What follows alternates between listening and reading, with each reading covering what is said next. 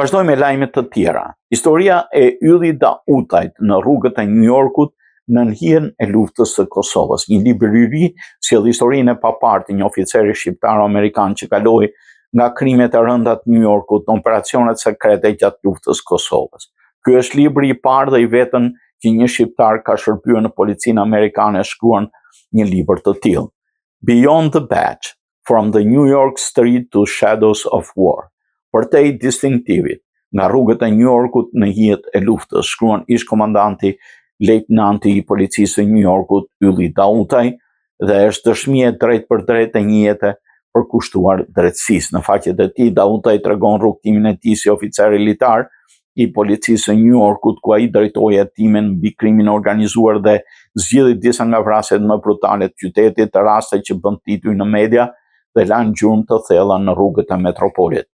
Por se misioni i tij nuk u ndal në kufijtë e Amerikës, i rekrutuar për operacionet fshehta. Jashtë vendit, Dautaj punoi krah për krah me CIA dhe Ushtrinë Qendrore të Kosovës. Ai kontriboi në themelimin e policisë Kosovës, në sjelljen e rendit në një vend të rënuar nga lufta. Në këtë kapitull të jetës së tij, libri ndriçon rolin e rëndësishëm që luajti diaspora shqiptare në mbështetjen e UÇK-s. Shqiptarët e Amerikës, shkruan Dautaj, organizuan grumullime fondesh, lobuan në Washington dhe dërguan vullnetare ekspertizë duke e kthyer mërgatën në një urë thelbësore mes Kosovës dhe partnerëve ndërkombëtar. Ndërsa oficer me përvojë si Dautaj, formuar në rrugët e New Yorkut, sollën dije praktike në fushën e sigurisë së hetimit.